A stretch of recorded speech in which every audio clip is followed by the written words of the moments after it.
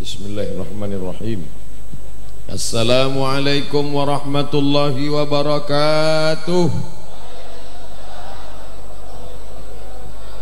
Alhamdulillahilladzi ahyana ba'dama amatana wa ilaihin nusyur.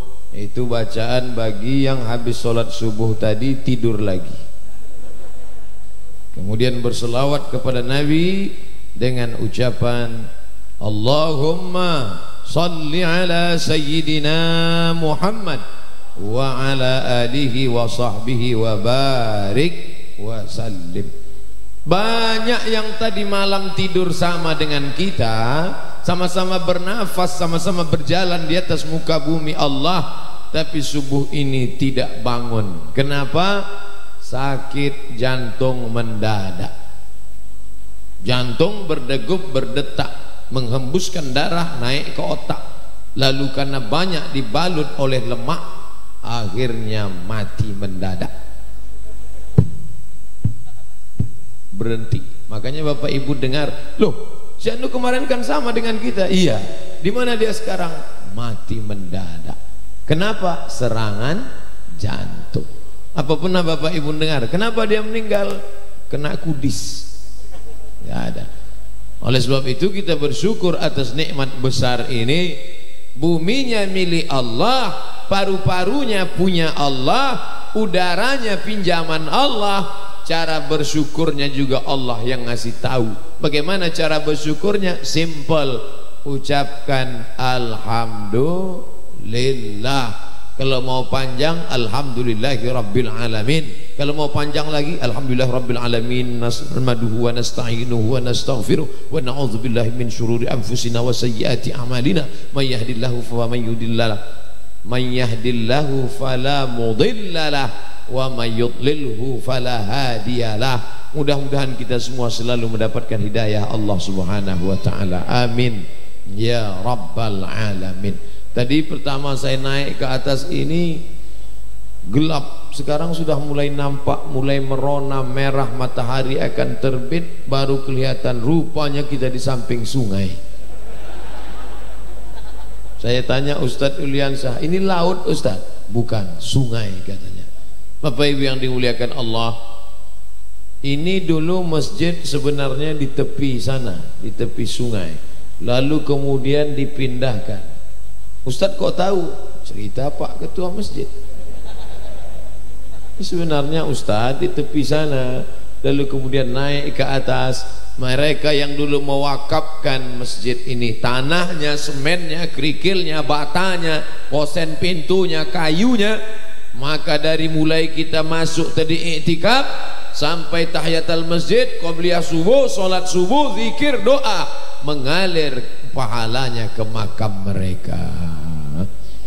Allahumma afir lahum, ampunkan mereka ya Allah, warhamhum, curahkan rahmatmu untuk mereka ya Allah, waj'alil jannata maswahum, tempatkan surga sebagai tempat tinggal mereka ya Allah.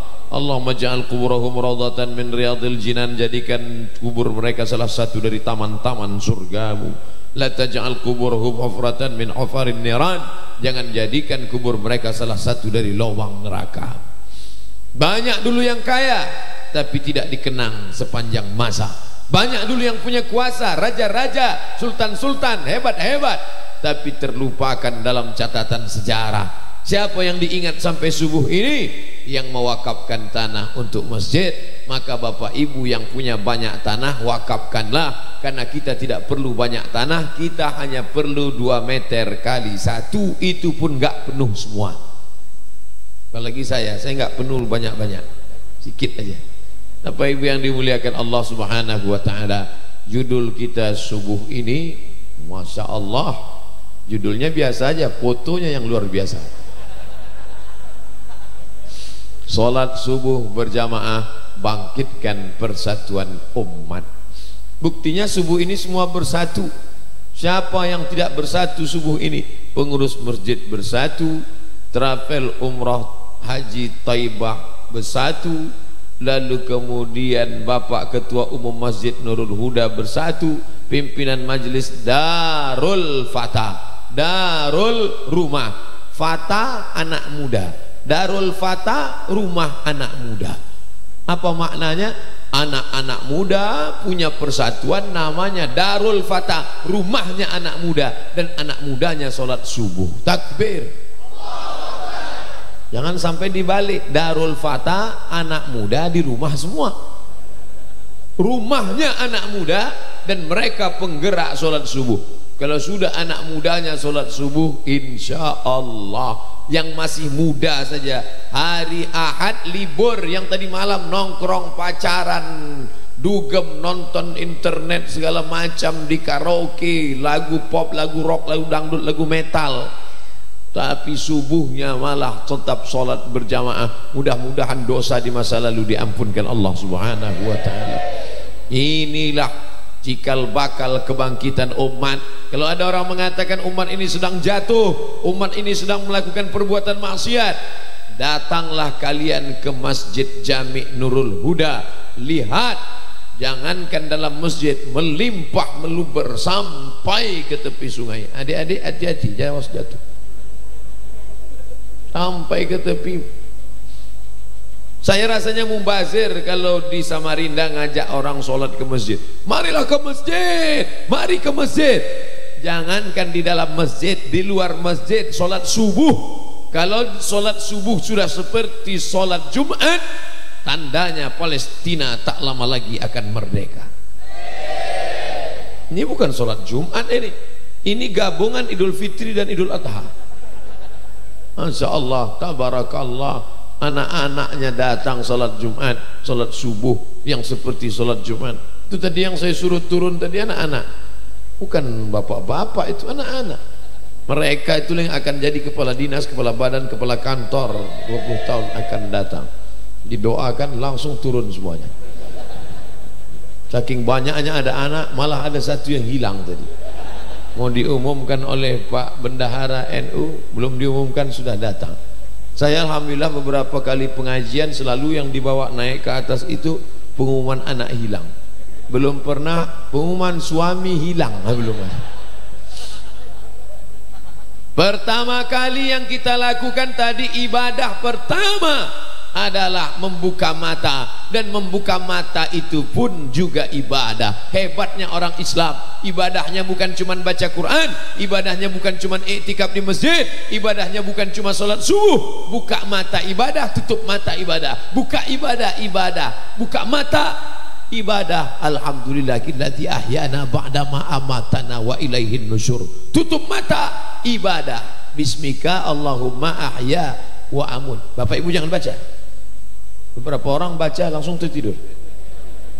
Buka matanya ibadah, tutup matanya ibadah. Dia buka mata tadi, dia katakan alhamdulillahilladzi ahyana ba'da ma amatana wa ilaihin nusyur. Lalu dia pun bangkit, bangun dari tempat tidur. Ada juga yang alhamdulillahilladzi ahyana ba'da ma amatana wa ilaihin nusyur, tarik selimut. Setan datang memberikan kipas supaya tetap tidur. Itu setan yang seram. Ada setan yang agak unik, dia nyanyikan dia Nina Bobo. Nah, itu setan ada seninya sedikit. Lalu kemudian orang tadi tertidur sampai tidak sholat subuh. Manama, siapa yang tidur walam yusalli, sampai ketinggalan sholat subuh, balas syaitanu fi udhuni, kencing setan di telinganya. Bayangkan kalau sampai bangunnya jam 7 ini, nah itu kencing setan di telinganya, tertulis di telinganya WC setan. Tapi karena Allah masih sayang, Allah masih cinta pada hamba, dia tidak tunjukkan aib cacatnya. Makanya banyak orang tidak sholat subuh tapi masih dipelihara Allah. Enggak sholat subuh pakai peci, pakai koko, pakai sarung.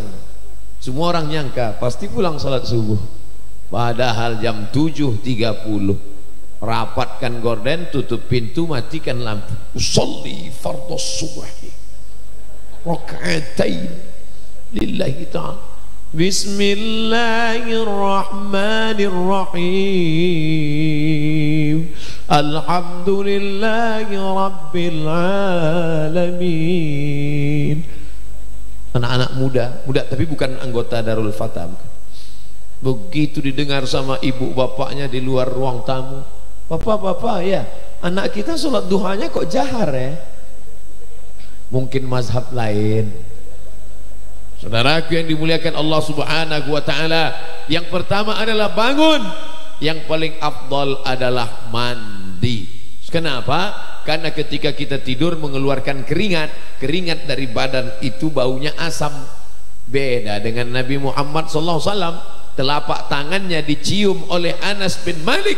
"Aku cium telapak tangan Nabi, atyabu mir rihil miski, lebih harum daripada semerbak kasturi." Kalau Bapak Ibu mau tahu bagaimana harumnya kasturi, nanti pergi ke Makkah, pergi ke tempat jual parfum, kasih tahu sama dia. Penjual parfumnya nanya, "Istiba, mau apa?" "Misk." Mim sin kap. Misk. Misk artinya kasturi. Nanti kasih kasturi, dia oleskan, cium. Udah, habis itu pergi ke tempat parfum satu lagi. Misk, dia oles di sini. Udah, habis itu pindah satu lagi. Misk. Kami dulu gitu waktu kuliah. Yang saya ceritakan ini pengalaman pribadi. Atyabu mir rihil miski, lebih harum daripada semerbak kasturi. Makanya ketika sahabat mencium tapak tangan Nabi, Masya Allah ya Rasulullah, "Ustaz Somad, tadi kami cium harum juga, minyak wangi setengah botol." Kenapa pakai minyak wangi? Sunnah. Nabi suka harum-haruman. Maka paling bagus mandi, setelah bersih barulah ke masjid, pakai oles minyak wangi. Lihat majelis-majelis Habib-Habib kita, lihat majelis para ulama kita, begitu masuk masjid langsung dibakar bukhur. Habib Umar bin Hafiz, Habib Ali Zainal Abidin, dibakar bukhur harum semerbak. Kenapa di majelis Ustadz Somad nggak ada bukhur? Bukhur ternyata mahalnya minta ampun. 1 kilo 1 gram 30 yang kualitas mahal tinggi itu mencapai 40 juta, bayangkan. Makanya masukkannya ke api dikit-dikit. Datang tamu yang nggak tahu, diambil banyak. Tuan rumahnya perih ya Pak, perih asap ya, bukan perih mahal. Kenapa pakai bukhur arum-aruman? Kenapa pakai parfum minyak wangi? Karena malaikat suka pada yang harum-harum. Malaikat yang membawa rahmat turun, dia cium ada harum, dia beri rahmat. Dia cium ada harum, dia berikan rahmat. Dia bawakan barokah. Maka ada istilah ngalap barokah. Begitu. Kita ini hidup ini nyari barokah. Yang dicari hidup ini barokah. Assalamualaikum warahmatullahi wabarakatuh. Itu artinya barokah. Kalau satu muslimah, kalau banyak muslimat. Kalau satu mukminat, kalau banyak mukminat. Kalau satu sunat, kalau banyak sunat. Jamak muannas salim. Wa barakatuh. Berkat hartanya, berkah rumahnya, berkah keluarganya, berkah umurnya, berkah hidupnya, berkah matinya.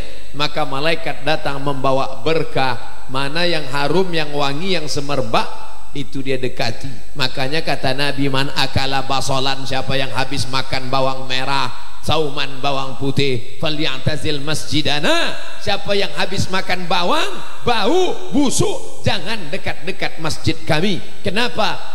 Innal malaikata tata'adza, karena malaikat tidak mau dekat, tersakiti baunya. Makanya disuruh mandi bersih, pakai harum, baju baru, kain baru. Ustadz Somad pakai baru dicuci. Habis makan bawang merah, nggak gosok gigi, tidur, bawangnya basi, air liurnya basi, wudhu nggak gosok gigi. Ayat kul a'udzu birabbin nas. Kawan di sebelah pingsan. Bukan cuman orang yang lari, ternyata malaikat juga. Innal malaikata tata'adza, malaikat tersakiti dengan bau. Makanya Nabi mengajarkan laula an asyqa ala ummati, kalau tidak memberatkan bagi umatku, la amartuhum bisiwak, aku suruh mereka bersiwak inda kulli shalah, setiap mau salat bersiwak dulu.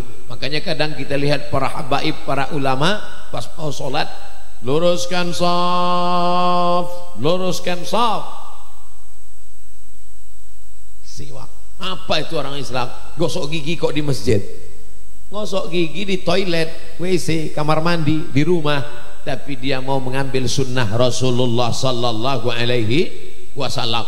Baleho billboard besar, ajarkan anak anda gosok gigi 3 kali sehari, habis makan pagi, habis makan siang, habis makan malam, mau tidur malam gosok gigi. Ente terlambat. Nabi Muhammad SAW sudah mengajarkan umat ini setiap mau sholat gosok gigi, sholat subuh gosok gigi, sholat duha gosok gigi, sholat zuhur gosok gigi, sholat asar gosok gigi, sholat maghrib gosok gigi, sholat isya gosok gigi, sholat tahajud gosok gigi. Maka gigi yang paling bersih adalah umat Islam. Tunjukkan giginya, ompong semua. Yang ompong jangan tersinggung. Saudara yang dimuliakan Allah Subhanahu wa taala, badannya bersih, tempat sholatnya bersih, ada air tergenang, cium bau kencing kucing, pel, bersihkan, siram.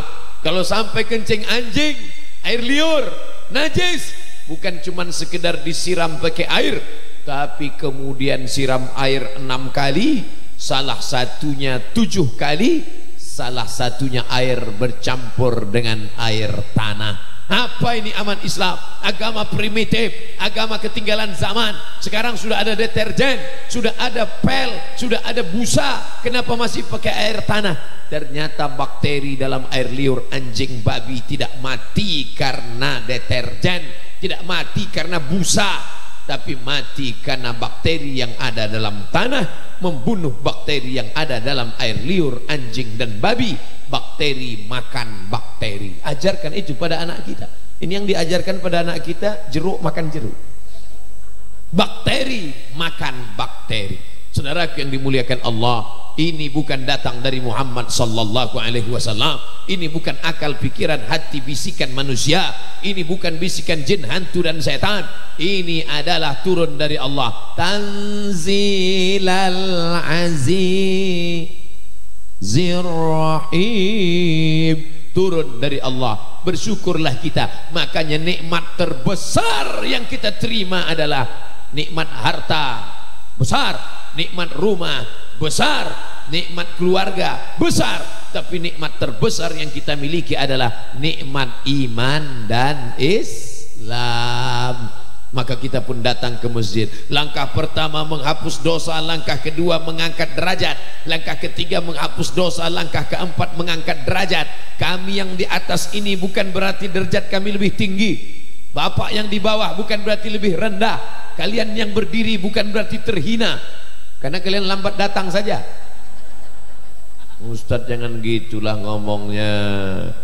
Yang berdiri, yang duduk, yang di atas, siapa yang paling dulu masuk surga? Yang paling banyak solawatnya kepada Nabi Muhammad sallallahu alaihi wasallam. Di dunia ini bukan standar, bukan ukuran. Katanya nanti Pak Ustadz kalau berdiri di dunia, di akhirat berdiri juga, belum tentu. Katanya kalau duduk di dunia nanti di akhirat duduk juga, belum tentu. Kita selalu hanya berdoa, mudah-mudahan kita dimasukkan dalam surga bersama Sayyidina wa Maulana Muhammad sallallahu alaihi wasallam. Langkahkan kaki ke masjid, mau masuk masjid langkahkan kaki kanan.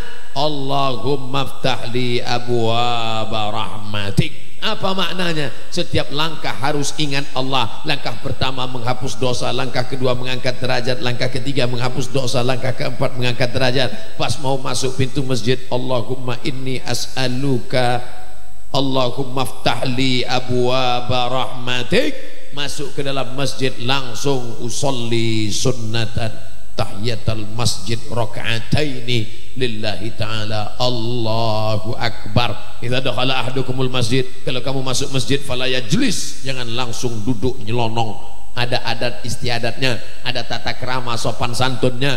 Duduk di dekat sultan, di Pulau Jawa beda, di Samarinda beda, di Kalimantan beda, di Sulawesi beda. Begitu juga ada adat sopan santun tata krama dalam masjid. Jangan nyelonong begitu saja. Sampai-sampai ketika Nabi sedang khutbah Jumat, ada laki-laki masuk duduk, langsung kata Nabi, "Qum, berdiri, berdiri, berdiri, berdiri." Jangan langsung duduk, sholat 2 rakaat. Makanya hari Jumat walaupun terlambat jangan langsung duduk, berdiri. Kalau ustadz sedang khutbah tiba-tiba ada yang datang, ustadz suruh berdiri, enggak berani saya. Saya sedang khutbah, tiba-tiba suruh berdiri. Berdiri, berdiri, berdiri. Bupati nih, enggak tahu. Salah. Nabi dia berani. Ada orang terlambat, berdiri kata Nabi. Dia pun sholat. Makanya kalau terlambat tetap sholat. Tapi jangan mentang-mentang petantang petenteng lambat langsung sholat di depan khotib. Allah. Udah tahu terlambat, ya sholatlah di luar, di emperan. Ini terlambat masuk depan khotib. Allah. Nantang khotib namanya. Udah terlambat pakai baju kaos, tulis di belakang, emang masalah buat lo. Saudara yang dimuliakan Allah Subhanahu wa taala, selesai salat tahiyatul masjid, setiap kening yang menempel di lantai masjid, maka tempat sujud itu akan bersaksi di hadapan Allah. Abdul Samad, walaupun kau lahir di Sumatera, walaupun kau tinggal di Riau, tapi Masjid Nurul Huda Samarinda akan bersaksi di hadapan Allah bahwa kening Abdul Somad pernah menempel di dalam Masjid Jami' Nurul Huda. Al-yawma nakhtimu ala afwahihim, waktu itu mulut tidak bisa memberikan kesaksian, terkunci. Wa tukallimuna aidihim, tangan yang akan bicara. Tangan pernah menempel di lantai masjid. Wa tashhadu arjuluhum, kaki bersaksi. Kaki pernah dilangkahkan ke Masjid Nurul Huda. Kening bersaksi, tangan bersaksi, kaki bersaksi, tangan bicara. Inna alaikum lahafizin, bersama kamu ada para malaikat-malaikat kiraman katibin. Kiraman mulia, katibin mencatat amal. Ya'lamuna ma taf'alun, mereka tahu apa yang kamu lakukan.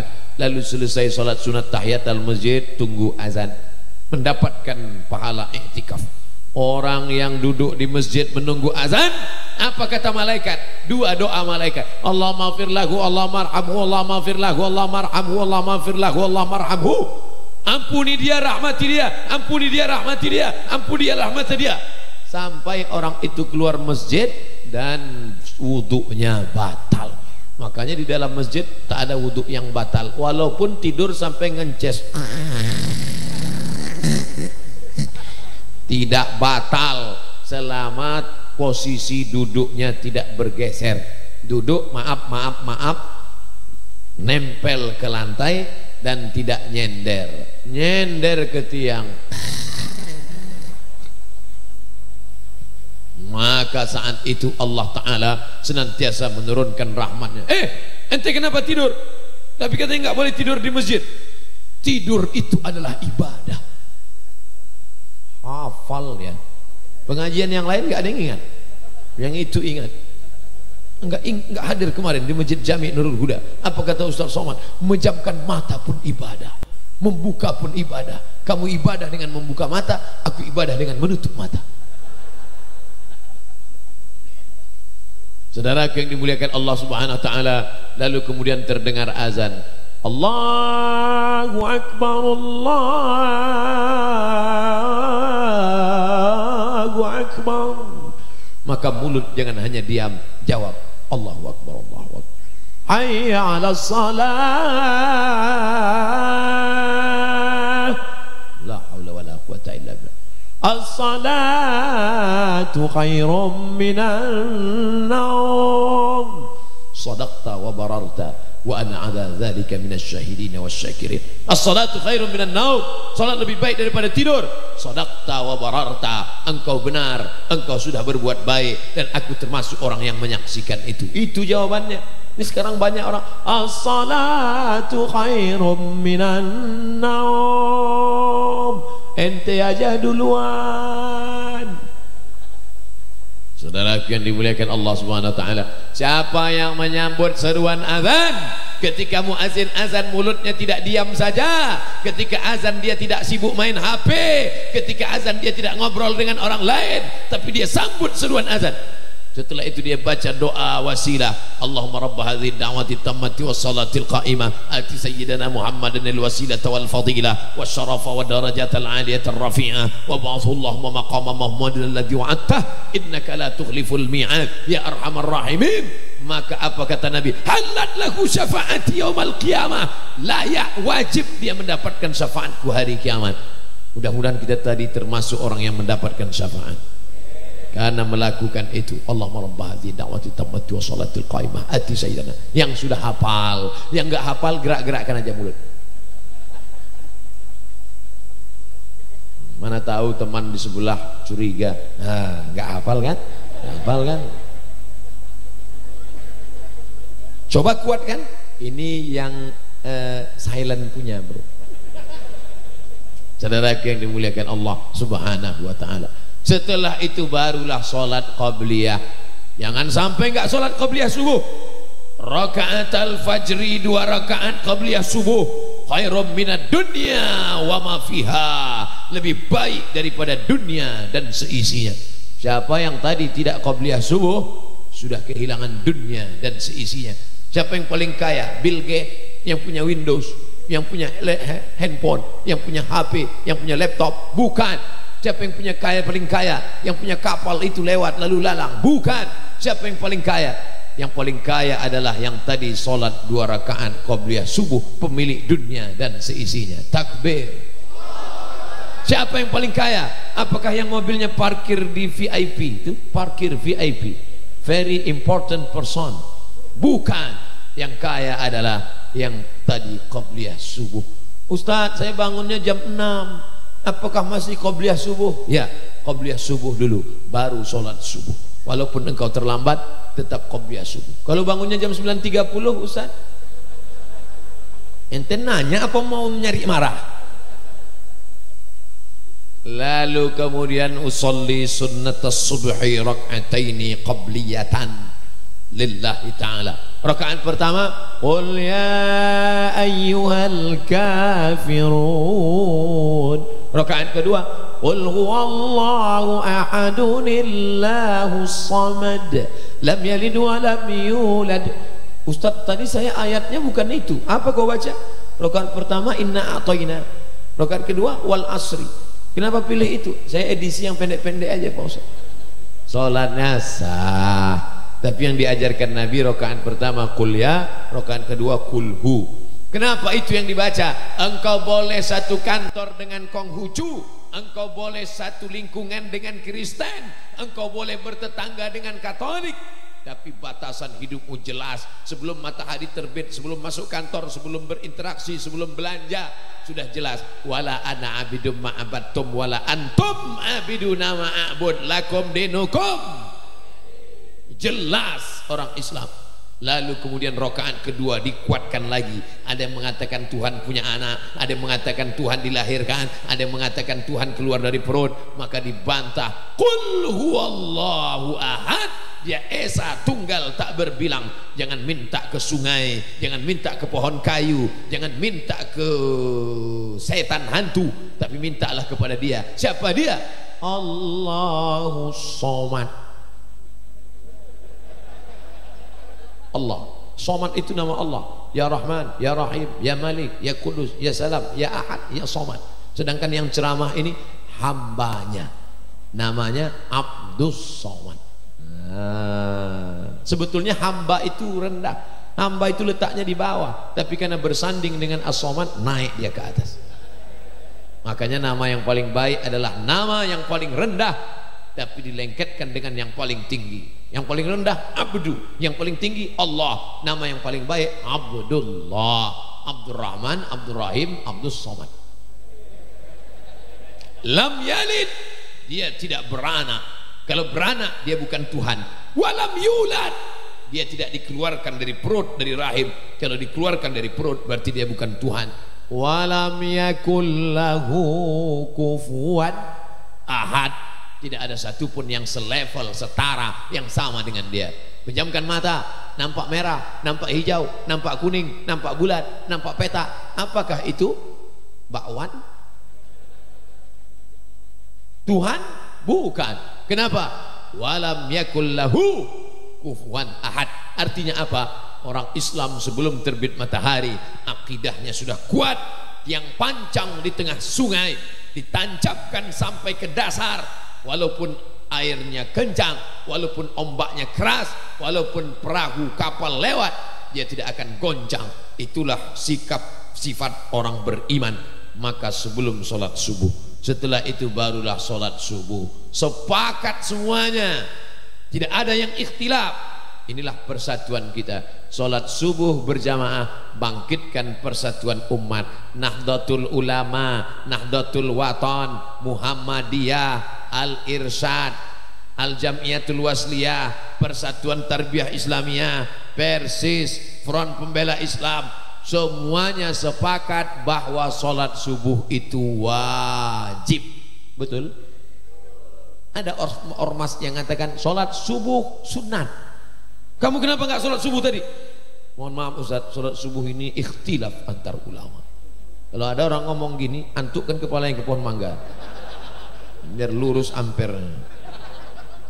Tidak ada ikhtilaf. Kita sepakat sholat subuh ini wajib. Sholat subuh berjamaah bangkitkan persatuan umat. Mau pakai sarung, mau pakai jubah, mau pakai celana, kita sepakat bahwa menutup aurat itu wajib. Yang nutup aurat pakai celana bagus, pakai celana katun, celana jin gak masalah. Yang penting jangan sobek. Ini anak muda pakai celana jin, Allahu Akbar, pas sujud tasyahud Allahu Akbar, sobek, bekudis, bekurap pula. Tahiyatul barakatuh salawatun, ada lalat.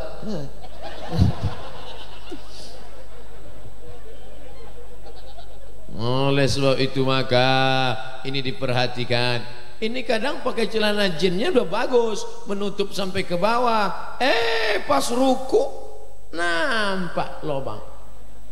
Pakai baju kaos pendek naik ke atas, celana jin turun ke bawah, nampak sholatnya batal karena auratnya terbuka. Aurat laki-laki tertutup pusat dan lutut. Ustadz, yang wajib ditutup kan cuma pusat sama lutut. Belinya di plus tutup pusat, tutup lutut. Gara-gara ngaji ngantuk. Kata Ustadz yang ditutup pusat lutut, yang dia dengar pusat lutut, dari pusat ke lutut. Kira-kira kalau ada orang sholat pakai anduk, tutup pusat, tutup lutut, Allahu Akbar, sah apa enggak sah? Saya nanya kok ketawa. Orang sholat pakai anduk, sholatnya sah. Allahu Akbar. Bulan depan ada undangan ke istana presiden. Kira-kira mau nggak dia datang pakai anduk? Kenapa waktu menghadap Allah ente pakai anduk? Kenapa pas mau diundang ke istana 2 bulan lagi mau diundang sudah jahit jas 3 lapis? Di dalam baju kaos ada lagi lapis, diperiksa sama pas pampres, pasukan pengaman presiden. Sampean kaya apa demam? Artinya apa? Ini kain penutup pusat sampai lutut, batas minimal. Mana tahu masuk hutan, di penjara, nggak ada, darurat. Tapi kalau kita sekarang tata krama sopan santun, kenapa Ustaz Somad nggak ceramah pakai celana? Biasanya pakai celana panjang. Subuh-subuh biasanya banyak alim ulama, kiai-kiai, ustaz-ustaz. Tapi yang paling penting subuh ini saya nggak tahu, saya sangka dalam masjid. Saya nggak tahu di atas pentas, di atas tepi sungai, angin kencang. Udah mulai berembus. Jangan khawatir, saya tetap pakai celana panjang di dalam. Tetap, mana tahu ditarik-tarik nanti turun. Ustaz, kacau.